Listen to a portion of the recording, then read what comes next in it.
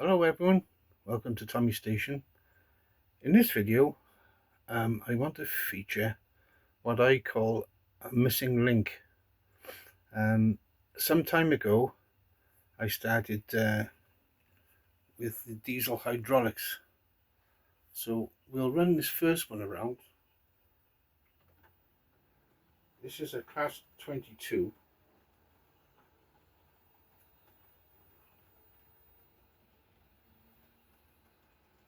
Now this is a Hornby, known as Sad Eyes.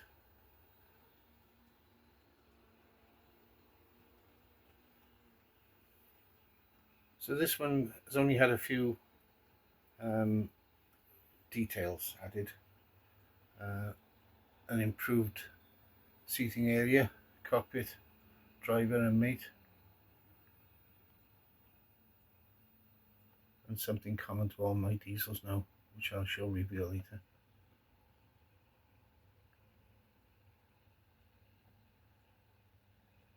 So there we go, you can just see the driver there. So that's a class 22 diesel hydraulic, pulling a rake of blue and grey coaches with passengers added. So now what we'll do is run the next one, which is my high mech. This one is a bit of a hybrid. I featured this a few times. This has a Hornby high mech body on a Lima chassis. Superb runner into the tunnel.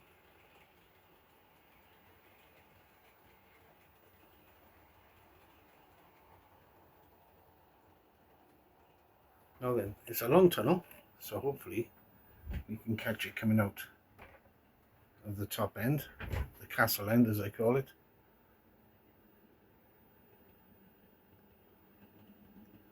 These were very popular, the high mechs, and apparently quite reliable.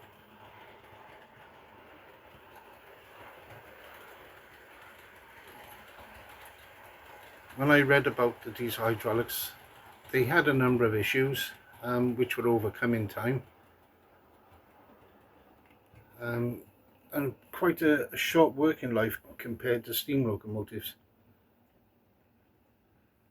In fact, the stories where I can't see for the high mech in particular, but the steam locomotives used to go and rescue the diesels when they broke down. So that's a bit of irony for you. So as it comes out from the gasworks end, bring it to a gentle stop. Nice run of that one. So the next one in numerical order is the class 42 warship. This one is called Sharpshooter. This one again, I've detailed the cab, added crew. It has a hook and chain on the front and just some gentle detailing, nothing too drastic.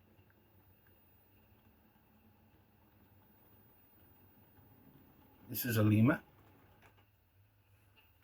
There we go. I don't know why it stutters there. Anyway,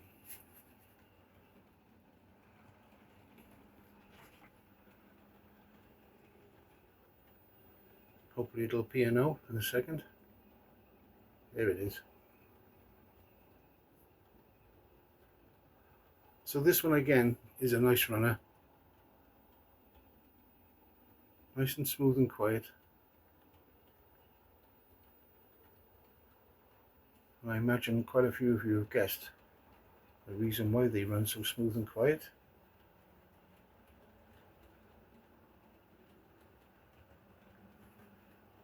So just pick the speed up a bit.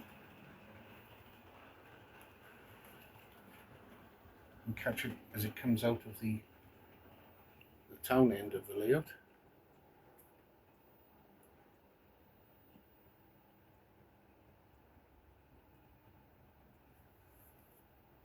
I know the long tunnels It takes a bit of time for the trains to come through, but that was designed on purpose so I could run the trains without having them going around and around the same bit of track all the time.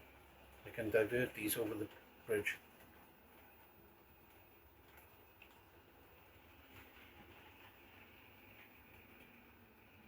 I've also included lighting in the front. There's only one light on the front of those, funny enough. Nice gentle stop. There we go. Now then, I want to bring forward now my missing link when I get the point correct. Making a mess of this one. Right, so here comes my missing link. That's the class 52 Western. This is Western Pioneer. This is a Lima.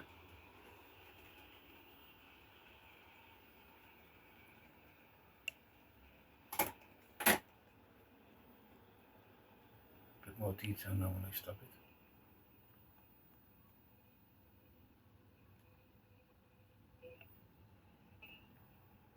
Camera going crazy.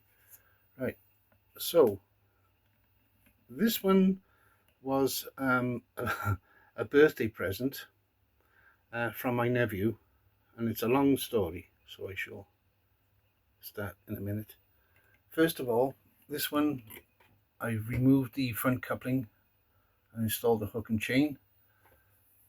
The cab area has been repainted in duck green and a crew added. It's had a bit of detailing done to it. And as I said, with all my Limas now and Hornby, they're all fitted now with CD motors. So this is no exception. There's a nice smooth quiet runner. So the story behind my Western is when my nephew was very young, I decided to make him a train set. I didn't have one myself, but I knew that he liked trains, so I bought a Western locomotive in maroon with some matching coaches, track and a controller. That's all it was. So Christmas Day I set it all up in the living room, and there we were, sat down enjoying ourselves with his new train set, showing him how to work it. And then he was called out into the hallway. Next thing I know, the door is burst open and in he comes on a 3-wheel trike, pedal bike, and drove straight over the train set, completely destroyed the Western Loco. So that was the end of that. That was that train set destroyed. Tracks all bent up, everything. So anyway, we've laughed about it over the last few years. So what he's done, he's replaced it with this. He knew the story. So I'm very grateful. And the continuing saga of my nephew when he was young was I bought him a Scalextric. Now I had my favourite car and he had his, and we would race them. And I said to him, whatever you do, don't push them on the carpet, you'll destroy the brushes underneath. And I showed him. So I come home from my work and he was looking a bit So I said, okay, what have you been up to today then? I said, come on, we'll set up the Scalextrics. And when I looked underneath, he ripped the brushes out of the cars. And I said, I hope you haven't done my car. And he had. So what he's done, he's replaced it. And it's this beauty. A John Player Lotus 77. So this was my favourite car, and again, he ripped it. We laugh about it now, but at the time, yeah, a little bit annoyed, but there you are, he's a kid. So what can you do? So anyway, in all fairness, he's replaced it after many, many years, but it doesn't matter. It's the thought that counts. So there's the Western running around.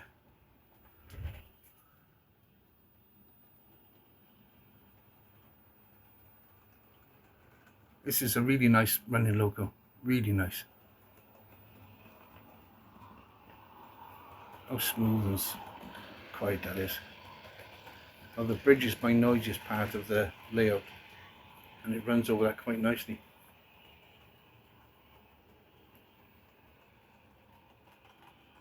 So there we go, that's what I determine as my missing link with regards to diesel hydraulic passenger locos.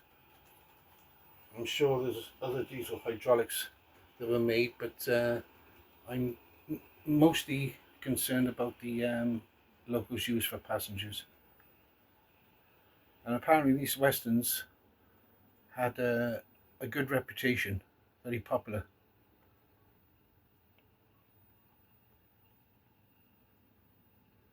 Nice gentle stop.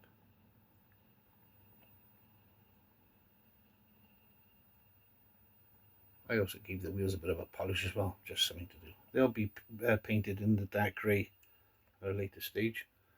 So there we go. So I have the class 22, the class 35, the class 42, and now the class 52. So thank you for watching. Bye now.